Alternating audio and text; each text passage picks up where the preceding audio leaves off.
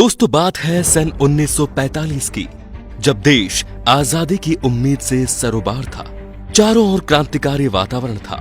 ऐसे में एक गढ़वाली परिवार में जन्म हुआ बेहद ही साधारण से दिखने वाले बच्चे का पूत के पांव पालने में ही नजर आने लगते हैं। पिता आर्मी ब्रिगेडियर थे, तो देशभक्ति के संस्कार खून से ही मिले।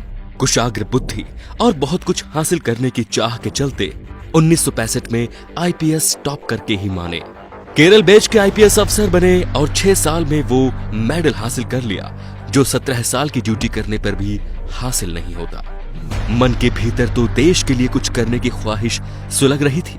उसी के चलते पाकिस्तान में जासूस के तौर पर तैनात हो गए। 6 साल वहां जासूसी करते रहे। लाहौर में एक मजार के पास एक मुसलमान ने अजीत डोभाल को पहचान लिया था कि वो पाकिस्तानी या एक तरह से कहें तो मुसलमान है ही नहीं। उस मुसलमान ने पूछा कि क्या तुम हिंदू हो? तो डोभाल चौंक गए और उन्होंने जवाब दिया नहीं। फिर वो उन्हें अपने साथ लेकर गया और एक छोटे से कमरे में दोनों गए। उसने कमरे का दरवाजा बंद कर दिया और एक बार फिर उसने कहा कि देखो, मैं कह रहा हूँ तुम हिंदू हो। डोभाल ने फिर से ना में जवाब दिया।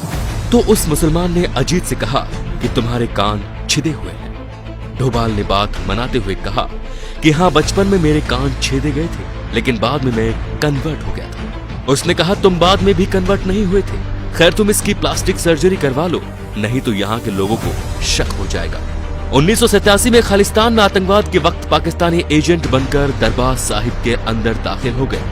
3 दिन तक लगातार आतंकवादी के साथ मिलकर रहे और उनकी सारी जानकारी ली और ऑपरेशन ब्लैक थंडर को अंजाम दिया। 1988 में कीर्ति चक्र मिला।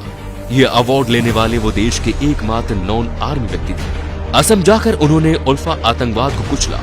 मोदी की तो उन पर शुरुआत से ही नजर थी। जैसे ही उन्होंने देश की बागडोर संभाली, उन्हें राष्ट्रीय सुरक्षा सलाहकार बनाकर बहुत बड़ी जिम्मेदारी सौंपी। बलूचिस्तान में फिर से रॉ को एक्टिव किया और इस मुद्दे को अंतर्राष्ट्रीय मुद्दा करने के पीछे इस आधुनिक चाणक्य का ही दिमाग था।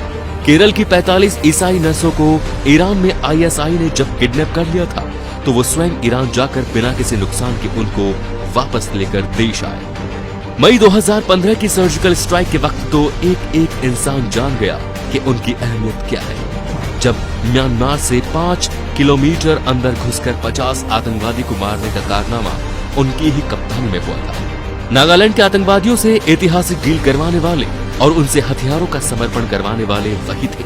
उन्हीं की हिम्मत और ना डिगने वाली सोच ने भारत की डिफेंस पॉलिसी को अग्रेसिव बनाया।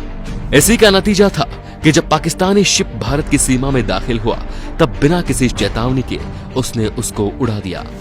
फिर आया इतिहास का वो सबसे बड़ा दिन। दिसंबर 2016 में पाकिस्तान की जमीन पर पहली बार सर्जिकल स्ट्राइक हुई। 3 किलोमीटर अंदर जाकर 40 आतंकवादियों और 9 पाकिस्तानी फौजियों को मारा। अपने किसी सैनिक को आंच तक नहीं आने दी। एयर स्ट्राइक में भी उनकी ही भूमिका रही। राइट विंग हिंदू संगठन विवेकानंद यूथ फोरम की स्थापना करने वाले भी वही हैं। इतिहास में कहानी है बाजीराव की, जो कहता था दिल्ली जीत सकता हूं, और वर्तमान में हौसला है उनका जो कहते हैं इस्लामाबाद जीत सकता हूं। और कोई नहीं, वो है मोदी के चाणक्य अजीत डोभाल। तो दोस्तों, कश्मीर में 370 हटाने पर पैदा हुए हालातों का जायजा लेने भी अजीत डोभाल स्वयं गए थे और उन्होंने अपने हिसाब से ही स्थिति को सामान्य किया और वहां के लोकल लोगों के साथ मिलकर उनके साथ हंसी ठिठोली करके उनके साथ वक्त बिताया। ये एक ऐसे शख्स हैं जिनकी देश को काफी जरूरत है। अगर आप हमारे इस बात से सहमत हैं तो इस वीडियो को आगे से आगे शेयर करते जाइए दोस्तों। कमेंट में इनको लेके अपने विचार जरूर बताइए। धन्यवाद।